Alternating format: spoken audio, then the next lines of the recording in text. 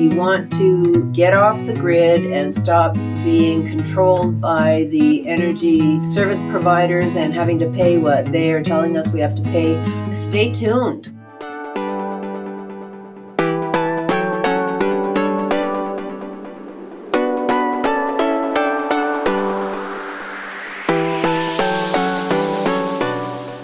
Hello and welcome to Coffee Connections podcast. My name is Cindy Chase and we have a wonderful show for you today. If you pay for your utilities or if you use utilities, then this might be a very educational program for you today. I hope so. Today our guest is Russ Bell and he's going to tell us about all things energy and utilities. Russ is a pretty smart guy. He's got a lot of experience and he's got a lot of passion doing what he does. And he's got some information to share with us about a new type of energy source that is off the grid.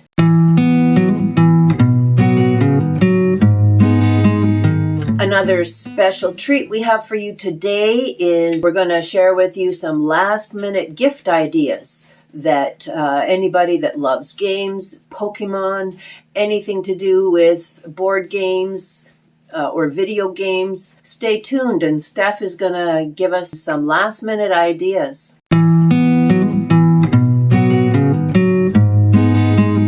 Here are some fascinating and lesser-known facts about the energy and utilities industry in Canada and in the United States. So let's start with Canada. Canada is the third largest producer of hydroelectricity in the world, with over 60% of its electricity coming from hydro. Quebec alone generates more hydroelectricity than all U.S. states combined. Wow. Canada is a global leader in smart grid technology, which integrates renewable energy sources and improves energy efficiency.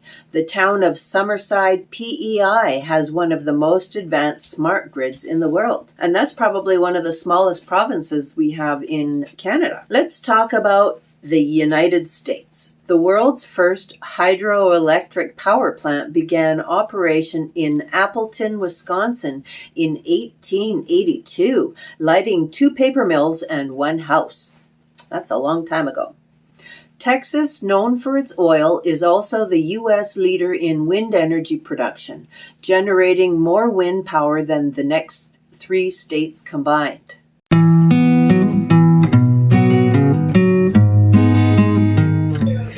Hello and welcome to Coffee Connections podcast. My name is Cindy Chase and we have a very special guest with us today. His name is Russ Bell. And Russ is your go-to guy for anything energy. And also, Russ is a certified accountant. Is that correct as well? Yes, I'm a CPA. CPA. So welcome, Russ. Well, thank you, Cindy. I'm so glad that you were able to meet me today. Let's have a cheers. Merry Christmas. Merry Christmas to you as well. We are at Swirl Cafe and Games. They've been very kind to me to allow me to have podcasts here. So hopefully the background will be a little bit quieter. How did we meet? We met at an Edmonton Chamber of Commerce Christmas mixer 2 years ago. That's right. When we spoke 2 years ago, I remember our conversation very well, and I remember one thing that I do remember is your passion for what you do. And let me read here what your LinkedIn page says. You're the owner of Russ Bell and Associates Inc. You're a consultant in energy and utility matters. Yes. What does that mean?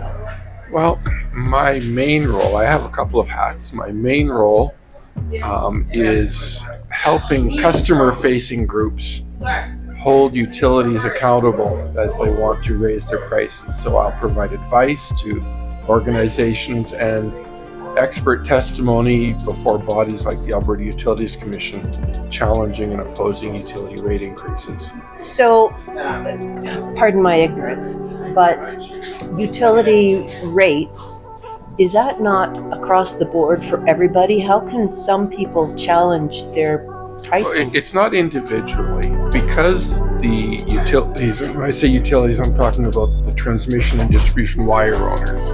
Oh. Energy is sold on a competitive basis. You can sign up with a retailer. But for the wire owners, their prices are set. They're considered a natural monopoly. Their prices are set through an application with a body like the Alberta Utilities Commission. So if 𝐒𝐚𝐿, as an example, wants to raise the price it charges for the distribution portion of your bill, it has to file an application, and that includes a lot of narrative and a very detailed business plan. And I would be retained by an agency to review that, ask questions, provide evidence where they could spend less and lower the rate increase. For them or for everybody? Well, for lower the rate increase for everybody, it would be the budget for 𝐒𝐚𝐿 or ENMAX or Fortis or 𝐂𝐚𝐟𝐿 or 𝐂𝐚𝐿𝐼𝐺. The budget would be reduced and the amount they're allowed to recover and rates would be reduced. And then everybody would benefit from that. So I represent larger agencies. I represent a farm agency in Alberta. I represent a department of the province of Alberta that acts in these matters. I represent municipalities up north, 𝐂𝐚𝐿𝐼𝐺, Hay River. I've done work for Whitehorse. Wow. So how do they find you? How do your clients find you? Word of mouth? Word of mouth. It's a fairly small niche industry I participate in. And so word of mouth, I do reach out from time to time in other jurisdictions to let people know I'm interested in helping out. I've done some work in BC on files with Fortis BC, representing a customer group. So when you say that you review the statistics and stuff, does say 𝐒𝐚𝐿 have to provide their books to you? A budget, not their books per se, but a detailed budget and business plan. Oh, they do? So yeah, it's based on all our prices in Alberta for distribution and transmission are set based on a company forecast of their costs. So they'll provide a budget. It'll be a couple of binders of information and related Excel spreadsheets that I will then go through, and the process is such that you get to ask questions on the information they provide, they answer them, and then I have an opportunity to write evidence where I might provide an analysis that says, no, you say you need this much for this activity, I think you need less. And then there's a process where it goes before the Alberta Utilities Commission. I may appear as a witness where the company lawyers will ask me questions about what I've said. And then there'll be it's like a court case. And so then there'll be a written argument or oral argument and reply. And then the Alberta Utilities Commission acts like the judge. They will go away, think about what they've said, weigh all the evidence and say, no, we think 𝐒𝐚𝐿 is correct in this case and we'll award them what they've asked for. Or we think Mr. Bell is correct in this case and we'll award on that line item what Mr. Bell says, or something in between. How long does that whole process take? It really depends. It depends on the size of the utility, how contentious the issues are. It would take probably from date of application to finishing the hearing 4 to 5 months, and then the commission has up to 90 days to issue its decision. Wow. But there are ways to shorten it. I was just involved in negotiations for a client with a utility up in 𝐂𝐚𝐿𝐼𝐺 where we negotiated reductions to their request and rate increase rather than go through a hearing. So we sat down with the utility. We said, we think you're asking for too much here, there, and everywhere. They came back and said, well, we can meet you here in some cases, not in others. It went back and forth until they've agreed that, yeah, they will have requested a lower budget than they had originally asked for based on negotiation. So that can shorten the process somewhat. Sounds really complicated to me. I always think it's not that hard, but I guess it is, maybe because I've done it for so long. Right. But it is it's an interesting process. I really want to help customers out as much as I can. I have a wealth of experience in this industry, and it's really important to me that the voice of what I call the Joe average customer is heard. Right. All the large customers, the large industrials have a voice because they can retain the resources. Right. And provide that voice.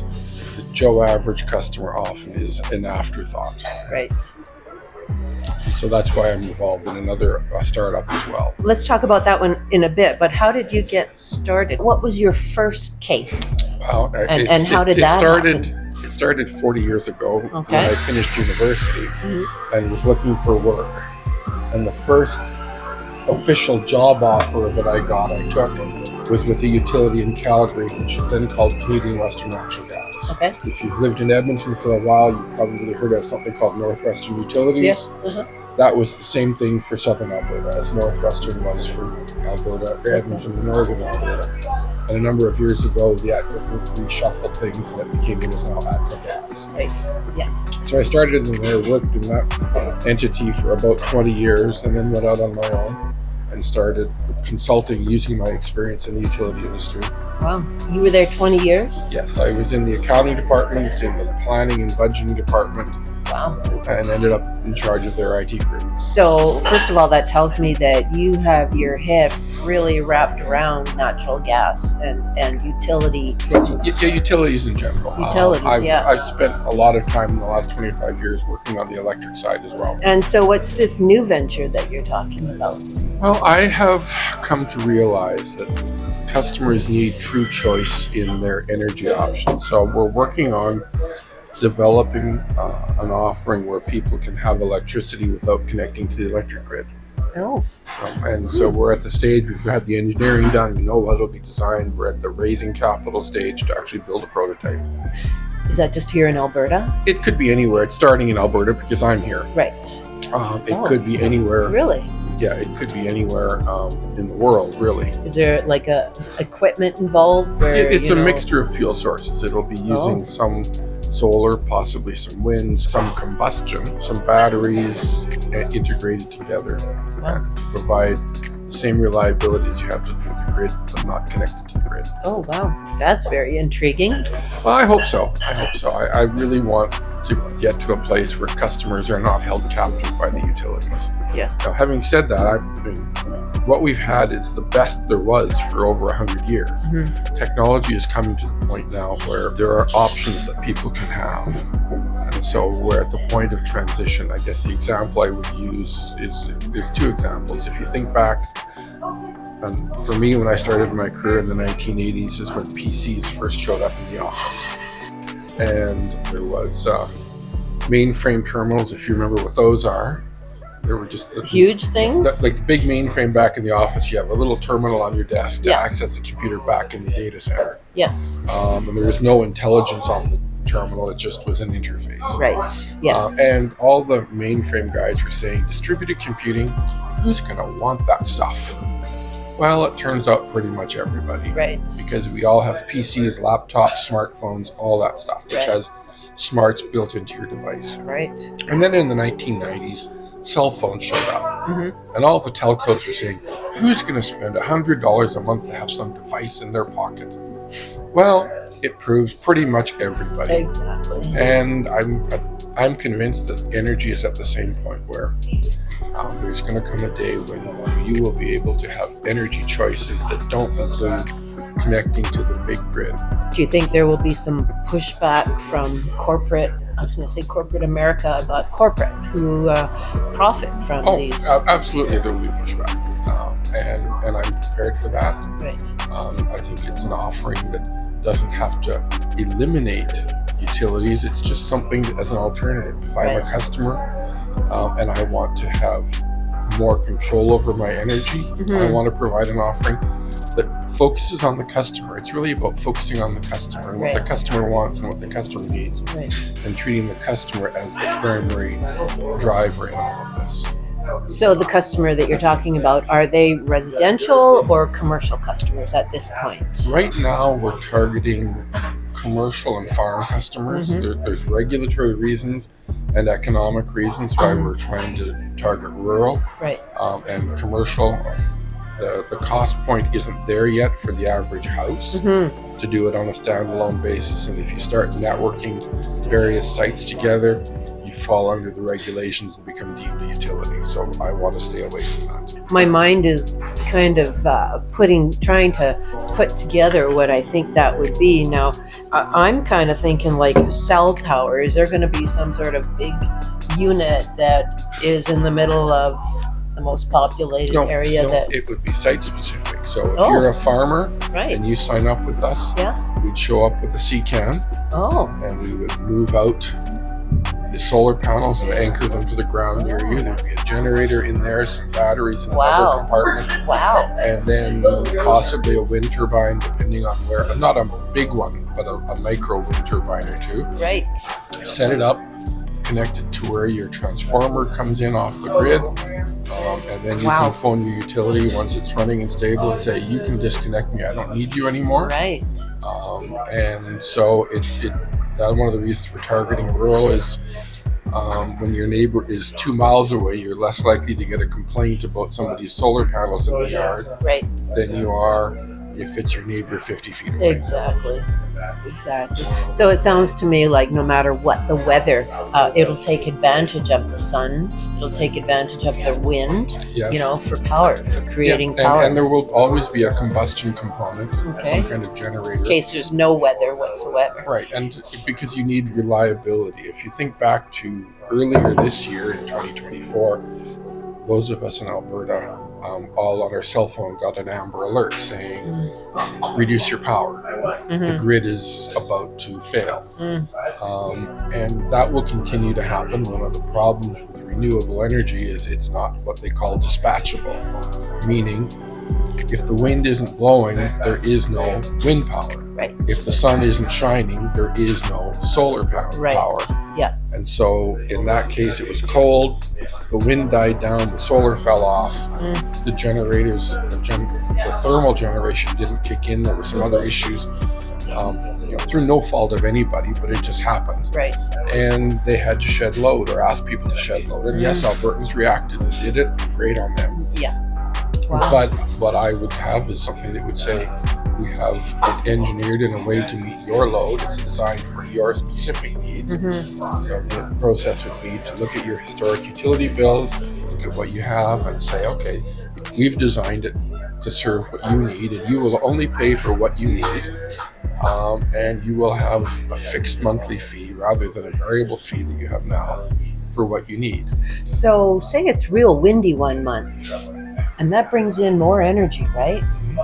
And you only need a certain amount per month. What happens to the excess energy? Well, first of all, it's hourly, not monthly, and there's a battery to keep the swings. And so if you're talking my proposal, if the wind's blowing, it'll leverage the wind power for that time, and the thermal generation will just shut off. Oh, Right, okay. so it won't use that. And then if the wind slows down or the sun goes down, the thermal generation will kick in. I'll manage through the battery. So if the battery's topped up, nothing will kick in because it doesn't need the power. As the battery starts to draw down and there's a need to top it up, some form of generation will kick in to top up the battery. The battery will handle all the peaks and valleys in demand. Can you have now I'm not a scientist or engineer, but can you be topping up the battery with the wind at the same time as using that energy for your house? Absolutely. Yes, absolutely. That's how everything will flow through the battery. So we'll take it off the battery and charge the battery from the other side. And so they happen simultaneously, yes. Right. Oh, okay, that's good. It kind of reminds me, as you're talking, I simplify things. That's what I do to be able to understand it and to apply it to universal things, right? And last night, the power in our place went off. And my husband, Bill, has a clock, LED clock on his side of the bed, and I have one on my side of the bed, and mine was 2 hours, the time was 2 hours behind, and his wasn't. And I said, well, what's going on? He said, well, I got a battery in there for when it actually does go out. It was like, oh, I didn't realize that's what the battery was for. I thought that was an and or, not a backup. So when you're talking about backup battery, that's where my mind is going. Okay, yeah, no, this is a battery to handle the peaks. We wouldn't design the system for that customer's peak load. We design it for an average load and then size the battery to handle peaks. Oh, So that it gets more cost effective. what's a peak you're talking? A Like peak- a busy time of day? or a high energy demand Okay, yes. time of day. So if you think at your house, Okay. it's in December and it's 5 o'clock in Edmonton and it's dark, and you get home from work and your husband gets home from work and all the lights go on and the stove goes on You're gonna and do you turn on laundry and and you're going to do laundry Yeah. and your use of electricity TV. peaks yes, then. right. And then, as supper gets done and the laundry gets done, the demand for electricity falls off a bit because Right. you're not using And as turn much. the lights off and just watch TV. Yeah, and so that's what it is. Okay. Does that make sense? Yes, it sure does. I believe the average person wants two things out of their energy. Okay. They want the lights to go on when they flick the switch, and they don't want a heart attack when they open the bill. Right. So if you had any words of wisdom to share with the viewers, is there anything that you would like to say to them? Any entrepreneur, anything you can do to lock in your energy prices, do it. Over the long term, I'm fully expecting that the price of energy, delivered energy, which includes distribution and transmission and the energy itself, is doing nothing but going up over the medium to long term. Right. So anything you can do to lock it in or hedge your energy costs is a good thing. So is that homeowners as well you're talking? Yes, if you can. Is that like signing a contract? For homeowners, that would Yeah. be like signing a contract with a competitive retailer. Right. If you go on a website called 𝐂𝐚𝐿, they list the retailers and ways to compare and all of that. So Okay. Wow. Well, I know more than I did when I first sat down with you. thank you, Cindy. Yes.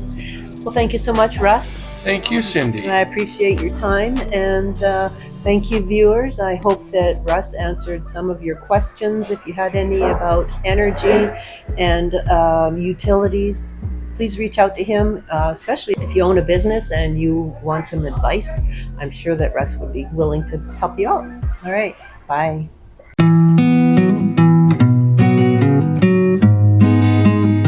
So, as I mentioned, we are at Swirl Cafe and Games, and right now I am with Steph, and she's going to introduce some last minute gift ideas, and she's going to tell us a little bit about this fabulous cafe. Yes, thank you for having me on. We are Swirl Cafe and Games. We are a Pokemon board game cafe. We have a full cafe side where you can order coffee, food. We are integrating new foods as well coming the new year. Nice. Very excited about that. We have a bunch of board games, full board game library for people to play. It's $6 per person, 2 for 1 on Tuesdays, as well as a huge selection of ones that you can buy and play for yourself at home. And then these are a couple of our Pokemon products that we have. We have a huge selection of sealed products like these, which are great for gifts. These have like a variety of different packs in them, as well as like fan favorite Pokemon like Charizard. We have some smaller stuff as well, which are just like simple packs, 3-pack blisters. These ones are $20 each. So really range between like different prices and stuff. We got like a bunch of cheaper stuff and a bunch of more expensive stuff with a bunch of packs inside. So I went to your website today, and people can order things online too, right? Yes, so we have most of our stuff is online. All of our single Pokemon, single cards are all online, as well as all of the boxes are online. Majority of our board games should also be online. So. Well, thank you, Steph. If anybody is looking for a place to bring their family and play some board games or compete, actually, I saw you can even drop in here and play. Yes, the game. Yeah, we host tournaments as well that are legal for Pokemon. We have official Pokemon judges that come too. Oh, wow. We have our Thursday league nights where it's just a fun drop-in. People can like get to know each other. It's not competitive, but we do host competitive ones as well. Oh, that's awesome. Well, folks, I hope you check out the website and even come in and look for some gifts if you're looking for a special gift for a child or even somebody that loves games. I'll put the website and address in the description below this video. Thank you so much. Thank you for having me. Thank you. Thank you to 𝐒𝐼𝐷 Cafe and Games. If you love games or you want a cool place to go hang out, check out 𝐒𝐼𝐷 Cafe and Games here in Edmonton, Alberta. It's in the West End, and I will put a link to their website in the description below the video. And also, you can go on their website and purchase games, purchase cards, Pokemon cards. Use the CCP code, CCP for Coffee Connections Podcast, and we'll see if they'll even give you a bit of a discount.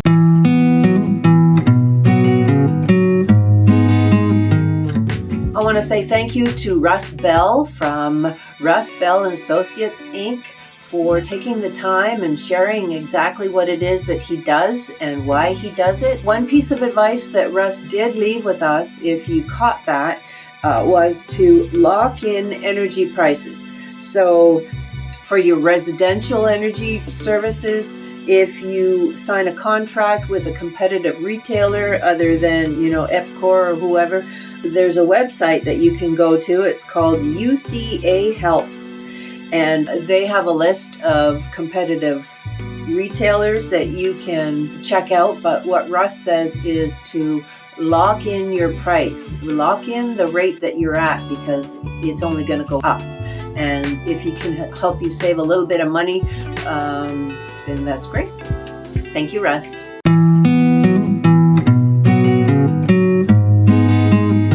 So that's it for this week. My name is Cindy Chase. Have a great day.